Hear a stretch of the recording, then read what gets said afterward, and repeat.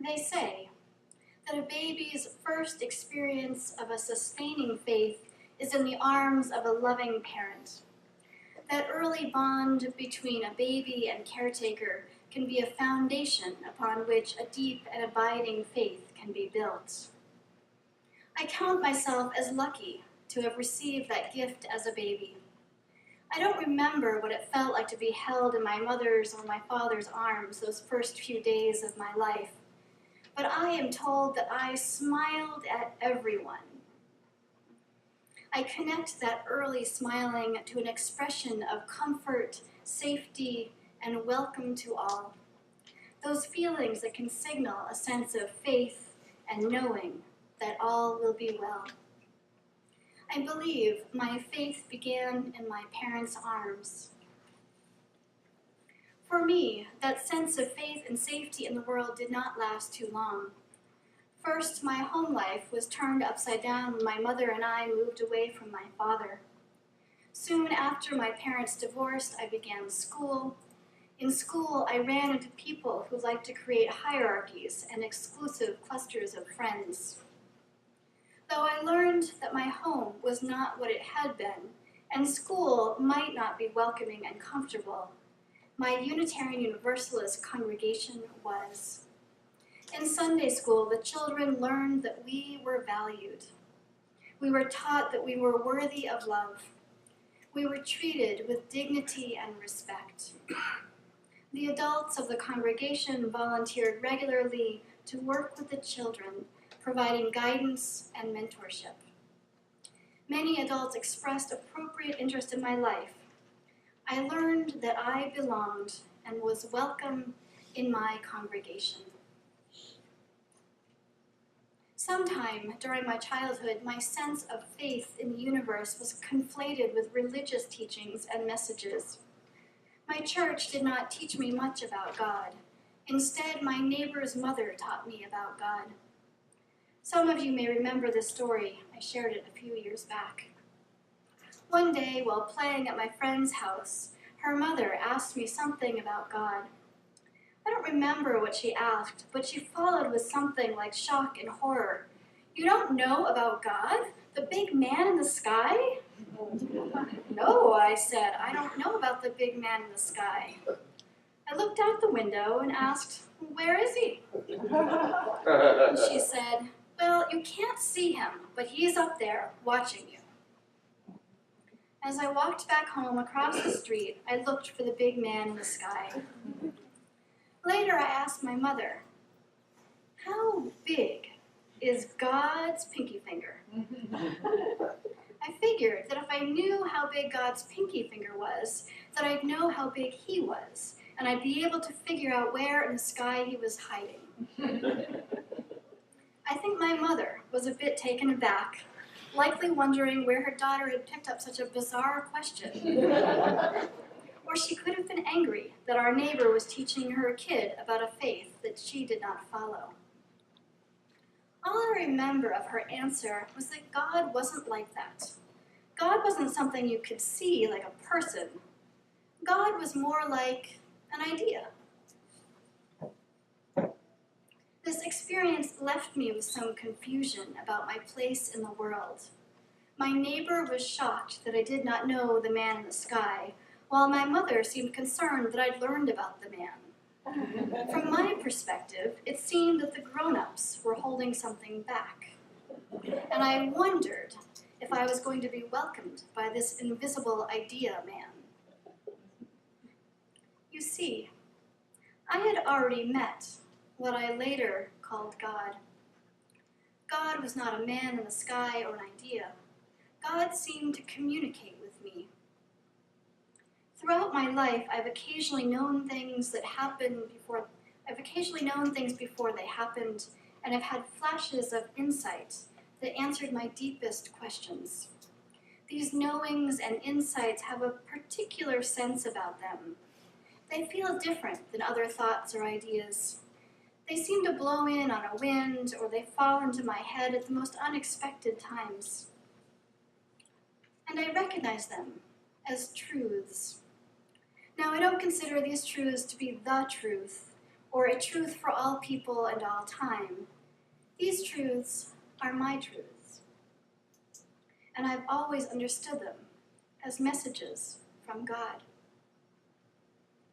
Even during the years that I identified as an atheist, I still considered those flashes of insight as gifts from God. You might wonder, as I have, how I could both identify as an atheist and believe that God was talking to me. Some of you might roll your eyes and think I don't seem to be making any sense at all. And that is okay, because faith and our relationship to that which we may understand as God does not make a whole lot of sense. I've come to understand that faith is messy. It is not clear. It is both and. Today, I am no longer an atheist because I've had too many spiritual experiences which have guided me well. These have led me to know that there is more connecting us than separating us. I've come to identify that deep connection as spirit, or source, or great mystery. I choose to lean into that mystery. However, my faith is messy. Though I often feel at home in the universe, often feel connected, comfortable, safe, and welcomed, and as though I belong. But there are times when this goes away. Sometimes when spirit seems far away. There are long stretches of time without a glimmer of truth or insight. During these times, I question God, I question the purpose of our lives, and I wonder where I can possibly find strength. But more and more as the years go by, I find that even when it doesn't seem possible, I still have a deep sense of knowing that all will be well.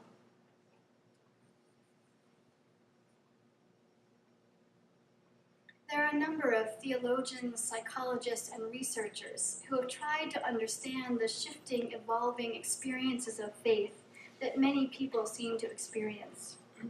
Some have created models that relate the stages of faith to a person's development and maturation from childhood through adulthood.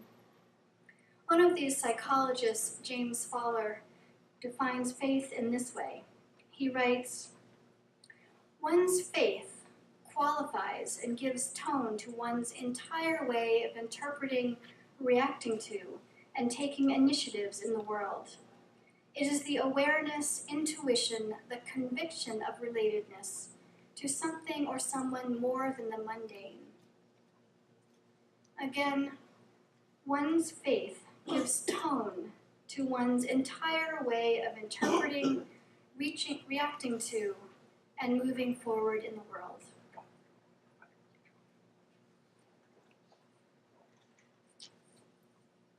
I'm going to share with you the 4 stages of faith developed by M. Scott Peck in his book, A Different Drum. The first stage is chaotic, antisocial. Scott Peck proposes that we begin life in chaos. In this early stage of childhood, we are the center of the universe, oblivious to the needs of others. We have no moral center. In this stage, children experience faith as a connection between themselves and their caregivers. Some people may spend their whole lives in this stage. The second stage is formal institutional. This is a time when we respond positively to clear rules and regulations, a black and white system of morality, a clearly defined system of orthodoxy, and hierarchical religious authority. This stage appeals to older children and adults who tend to think in concrete and literal ways. This stage can offer relief or salvation for those who have lived much of their lives in a chaotic state. Peck's third stage, skeptical individual, is when we begin to ask questions and have doubts. This is the stage when we may discard our beliefs or worldviews. We may leave the religion that we were brought up in, and we may begin seeking new truths. This can be an uncomfortable place to be in. However, it can also be sustaining, because the many questions and new answers may hold interest for a long time. Many stay here their whole lives. Once one enters mystic communal, the fourth stage, all the questions dissolve into silence.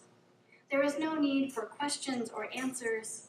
People in this stage understand that religious traditions and symbols are arbitrary symbol sets that point to a reality that cannot be described or comprehended, but can be experienced and participated in. Divisions are illusionary. Distinctions between the universal and particular disappear. Many fall in love with the mystery at the heart of all things.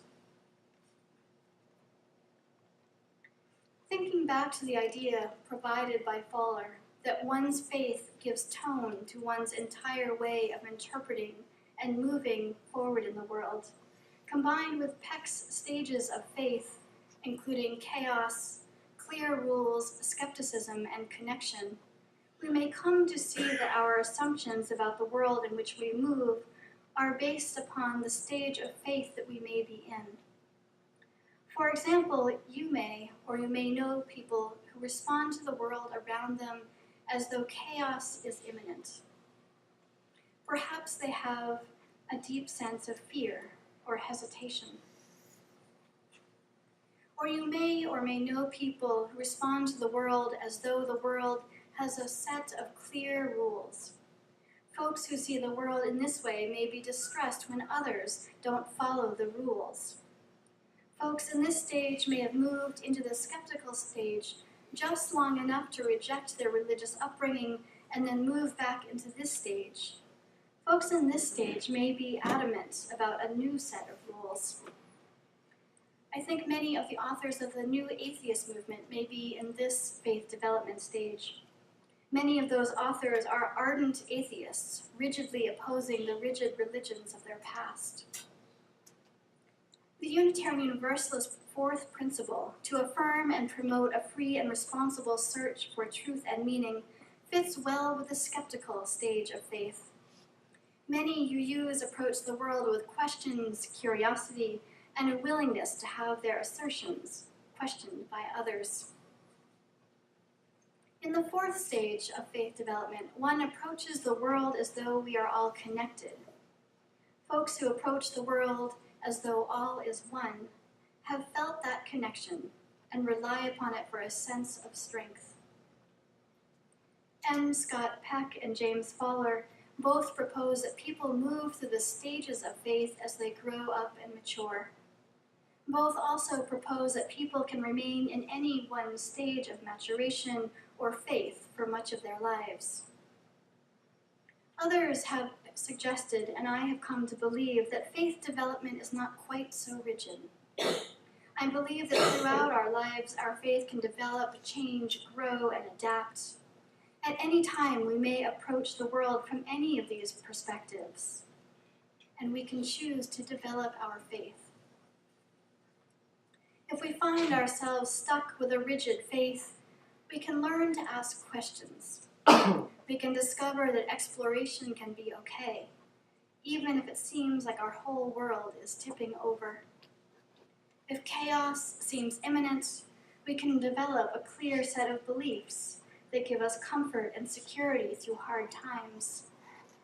If we find ourselves doubting that we are connected to all beings of the earth and known universe, we may find ourselves back in a place of skepticism and searching. We may cycle through the various stages of faith throughout our entire lives.